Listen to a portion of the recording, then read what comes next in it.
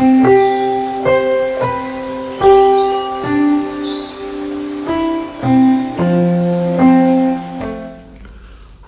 हम computer vision syndrome के बारे में बात करेंगे। वैसे तो काफ़ी लोगों को मालूम है कंप्यूटर विजन सिंड्रोम, मगर इस बढ़ती हुई टेक्नोलॉजी के समय में आप आदमी का स्क्रीन टाइम, चाहे वो मोबाइल पे हो, चाहे टैबलेट पे हो, चाहे टीवी पे हो, चाहे लैपटॉप पे हो, चाहे सिस्टम पे हो, वो काफ़ी बढ़ गया। उसकी वजह से उसकी लाइफ तो बहुत फास्ट हुई है, उसके कार्य बहुत अच्छी तरह बढ़े हैं, प्रगति की है, मगर उसके साथ साथ कुछ उसके नेगेटिव इम्पैक्ट्स भी हुए हैं हमारे शरीर पर, और विशेष तौर पे आँखों पर। जो आँखों पर उसके नेगेटिव इम्पैक्ट हुए हैं उसको कहते हैं कंप्यूटर विजन सिंड्रोम। ये कंप्यूटर विजन सिंड्रोम है क्या? कंप्यूटर द्वारा आपके आँखों पर डाले गए इफ़ेक्ट को, बैड इफ़ेक्ट को, हम के जो सिम्टम्स होते हैं जो आप महसूस करते हैं, उनको एक ग्रुप करके कहा गया सिंड्रोम, कंप्यूटर विजन सिंड्रोम। अब मैं इसकी अगर आपको कुछ तह के बारे में बताऊं, सिलसिलेवार बताऊं, तो आपको शायद ज़्यादा समझ में आएगा। जो आपके आँख का काला हिस्सा होता है जिसको कॉर्निया कहते हैं, ये काला नहीं होता, ये ट्रांसपेरेंट होता है। इसमें रेज आप आर पार हो सकती हैं, और इसी के ज़रिए आज जो हम देखते हैं वो हमारी रेटिना पर फोकस होता है। अब होता क्या है कि ये जब ट्रांसपेरेंट होता है तो इसके अंदर खून का दौरान नहीं होता। जब खून का दौरान नहीं होता तो आप सोचिए, एक बाल भी तोड़ते हैं तो उसमें से खून निकलता है, और ये 13-14 मिलीमीटर का स्ट्रक्चर आपका, इसमें खून नहीं होता, तो ये जीवित कैसे है? नेचर ने एक इनहेरेंट क्वालिटी दी है कि इसमें खून का दौरान तो नहीं होता, मगर आंसू से और आँख के अंदर के द्रव से इसका न्यूट्रिशन मिलता है। विशेष तौर से जो बाहर का हिस्सा है उसको आंसू से, हमारे आंसू से उसका न्यूट्रिशन मिलता है।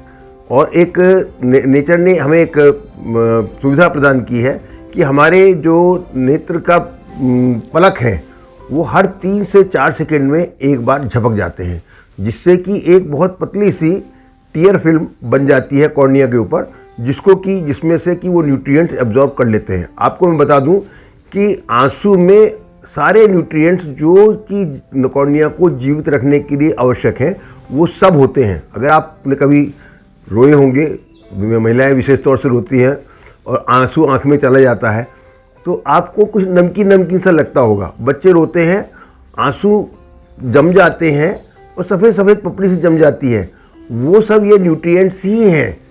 ये खाली पानी नहीं होता है, न्यूट्रिएंट्स होते हैं। उन न्यूट्रिएंट्स को कॉर्निया एब्जॉर्ब कर लेती है, उससे अपना न्यूट्रिशन लेती है। अब प्रॉब्लम कहाँ आती है? प्रॉब्लम आती है जब आपका स्क्रीन टाइम ज़्यादा होता है, तो स्क्रीन पे देखते हुए, चाहे मोबाइल हो चाहे लैपटॉप हो, आपकी पलक के झपकने की गति या फ्रीक्वेंसी वो कम हो जाती है। जो पलक आपको 3 से 4 सेकंड में पलक झपकना चाहिए, वो 15-15 सेकंड या आधा मिनट, कभी कभी तो जब आप डाटा में इन्वॉल्व होते हैं 1-1 मिनट तक पलक नहीं झपकते, या बच्चे गेम खेल रहे होते हैं 1-1 मिनट तक पलक नहीं झपकते। उससे क्या होता है, कॉर्निया ड्राई होने लगती है। जब कॉर्निया ड्राई होती है तो ड्राई होने की वजह से सबसे पहले उसके अंदर कड़कड़ाहट सी महसूस होती है। ऐसा लगता है जैसे कुछ गिर गया हो आँख में जलन सी महसूस होती है, कड़कड़ाहट सी महसूस होती है, फॉरेन बॉडी सेंसेशन महसूस होता है, इरिटेशन महसूस होता है, इचिंग महसूस होती है, कभी कभी लाली आ जाती है, कभी कभी दर्द भी होने लगता है, और स्क्रीन टाइम बढ़ता जाता है, मगर उससे परेशानी बढ़ जाती है। ये जरूरी नहीं है हर आदमी को ये सारे सिम्टम्स हों, किसी को कोई सिम्टम हो सकता है, किसी को कोई सिम्टम हो सकता है। इन सिम्टम्स को ग्रुप करके ही एक सिंड्रोम कहा गया है, जो कि कंप्यूटर के कारण आपके आंखों को होता है, तो इसको नाम दिया गया कंप्यूटर विजन सिंड्रोम। अगर आपका screen time just for fun है तो कृपया उसको रिड्यूस कर दें, खत्म कर दें, क्योंकि वो एक तरीके से बीमारी को दावत देने के बराबर है। अपना स्क्रीन टाइम नेसेसिटी के हिसाब से रखें। मैं नहीं मना कर रहा हूं कि फन के लिए मत यूज करें, मैं नहीं मना कर रहा हूं एंटरटेनमेंट के लिए मत यूज करें, मगर उसको लिमिटेड रखें 20 से 25 मिनट तक के लिए। 20 से 25 मिनट के बाद अपनी आंखों को 1 मिनट के लिए, 20 सेकंड के लिए बंद कर लें, और हर 1 घंटे बाद कम से कम 5 मिनट का ब्रेक दें।